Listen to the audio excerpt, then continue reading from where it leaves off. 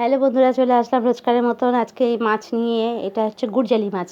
তো আজকে এই গুড়জালি মাছ দিয়ে আলু দিয়ে একটু ঝোল করব। তো ওই মাছটা প্রথমে ভেজে নিচ্ছি। তো মোটামুটি আমি দুবার করে ভাজবো, কারণ একবারে ভাজলে না মাছ অনেক সময় লেগে যায়। তো তাই জন্য আমি এটা একবারে মানে দুবার করে ভাজি। আর তার সাথে সবজি নিয়ে নিয়েছি।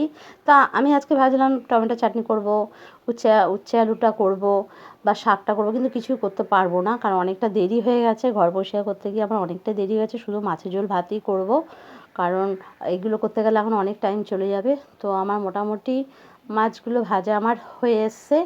তো আমার এদিকে ভাতও চাপিয়ে দিয়েছি, ভাতটা হয়ে এসছে প্রায়। তো আমি এখানে কালো জিরে আর একটুখানি সাদা জিরে দুটো মিক্সড করে একটুখানি ফোড়নটা দিচ্ছি। তা এইটা একটুখানি ভাজা হয়ে গেলে আমি পেঁয়াজটা দিচ্ছি। আমি অন্য কিছু রসুন বা আদা এগুলো দিচ্ছি না, শুধু আজকে পেঁয়াজ দিয়ে এরকম সাদা আর কালো জিরে দিয়েই মানে ফোড়নটা দিয়েছি। তো আমি এখানটা একটু ভাজা ভাজা হয়ে গেলে আমি আলুগুলো এর সাথেই ভেজে নেব। অন্যদিন আমি আলুটা আলাদা ভেজে নিই, কিন্তু আজকে মানে একসাথে আমি ভাজি। আমি ওইভাবেও করে দেখেছি, এভাবেও করে দেখেছি, ওই টেস্ট একই হয় স্বাদের। তো আমি আলুটার পেঁয়াজটা একসাথে, দেখতেই পাচ্ছ ভাজা ভাজা হয়ে গেছে। তারপরে আমি টমেটো দিয়ে দিলাম। টমেটোটা আগে দিলে অনেকটাই মানে পেস্ট হয়ে যাবে, তা আমি একটু পরেই দিলাম। যাই হোক, তা আমার এটা ভালো মতো ভাজা হয়ে গেছে মোটামুটি। এরপরে আমি আস্তে আস্তে এই যে মশলাগুলো সাজিয়ে নিয়েছি, মানে লাল লঙ্কা, ঝাল লঙ্কা, হলুদ, জিরে গুঁড়ো, তো আমি এর মধ্যে একটু এবারে জল মিক্সড করব। তা জলটা দিয়ে ভালো করে আমি ঘেটে নিলাম। এইটাই আমি কড়াইয়ের মধ্যে দিয়ে দেবো। তো আমি আলাদা আলাদা করে অনেক সময় দিই, জিরে গুঁড়ো একবার, লঙ্কা গুঁড়ো একবার। তো আজকে আমি একসাথে গুলেই দিয়ে দিলাম। তো ভালো মতো আমি নাড়াচাড়ি করে এর মধ্যে আমি এখন একটুখানি নুন দিয়ে দেবো। তা নুন না হলে তো স্বাদটা মানে কি বলবো, স্বাদহীন হয় রান্না। তো নুনটা আমি এবারে দেবো। আগে আমি নুনটা দিইনি, কারণ একটুখানি আমি মানে প্রথমে একটু আলুতে একটুখানি দিয়েছিলাম। তো আমি ভাবলাম এটা ভালো করে ভাজা হয়ে যাক, তারপরে আমি দেবো। তো আমি শেষের দিকে দিলাম নুনটা। প্রথমে একটু দিয়েছিলাম, ওইটা স্কিপ করেছি।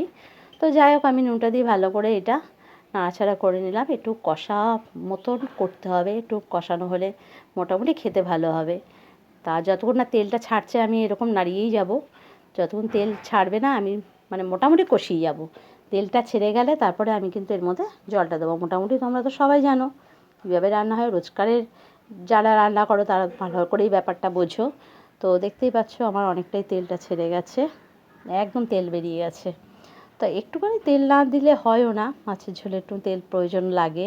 তো আমি একটুখানি যে মশলা বাটা মানে মশলা গুঁড়োটা যে আমি ঘেটেছিলাম তার মধ্যে জলটা আমি একটু ঢেলে, যেটুকুনি ছিল ওইটুকুনি আমি দিয়ে দিলাম। তা এইটুকুনি জল আমার হবে না, আর একটু জল দেবো, যেহেতু এটা আমি ঝাল করছি না বা মাখও করছি না, একটুখানি ঝোল ঝোল হবে। তো আমি আর একটু জল দিয়ে দিলাম। তো যাই হোক, আমি এবারে আমি দেখি উচ্ছেটা করবো কি করবো না। যাই হোক, আমার ঝোলটা তো ফুটে উঠেছে, আর মাছগুলো আমি দিয়ে দিলাম। বেশি টাইমও লাগবে না, আমার এটা হতে তার মধ্যে দেখি আমার উচ্ছেটা কাটা হয় কি না। তা চিন্তা করছি সেইটা নিয়ে, যে মাছটা হতে দেখি আমার উচ্ছেটা কাটা হয় কি না, উচ্ছেটা ভাজা হয় কি না। তা আমার মাছের ঝোলটা কমপ্লিট হয়ে গেল, দেখতেই পাচ্ছ মাছটা পুরোপুরি হয়ে গেছে। এইবারে আমি উচ্ছেটাও দিয়ে দিয়েছি। উচ্ছেটা ছাড়ি কেন, শাকটা করলাম না। যাক, আজকের মতন এখানেই রাখলাম। টাটা বন্ধুরা, বাই বাই।